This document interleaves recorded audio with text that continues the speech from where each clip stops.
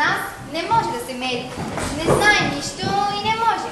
Ни пешам да си колко струва, ни гадже как да си намери. Представиш ли си да премери една от тези дрежки? Каква ще е картинка? И само куп насмешки ще предизвика.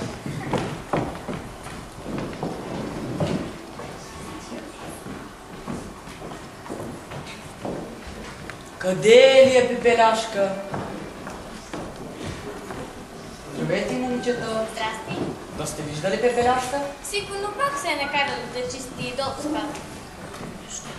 Умна и красива, с хубави очи, за зла съдба на своите сестри. Искрена и нежна, мила и добра, Пепеляшка казвали всички в града. Умна и красива, с хубави очи, за зла съдба на своите сестри. Искрена и нежна, мила и добра, Пепеляшка казвали всички в града. Аха, за Пепеляшка май говорят и как я възхваляват. Умная с буклука. Но ще им дам поука, на шефката ще кажа, че хвалят Пепеляшка. И тя ще ги накаже така, че чак ще ги ушашка.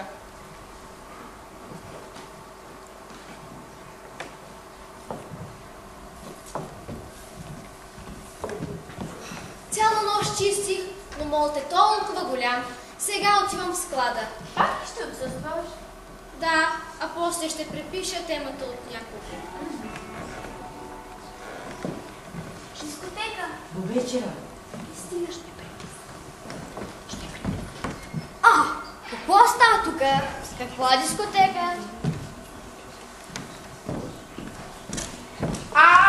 Стукай си глава и как може ти да се показваш като отворен за кехи? Марш мада, аз какво казах,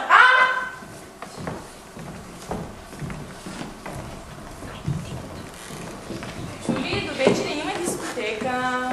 Така ли? Ще ходим ли? Ами как, без нас става ли? Како ма? Каква дискотека до вечера? Како ма? Кой е пристигнал? Абе ти още ли си тук, бе? Я отивай на училище, че само досаждаш.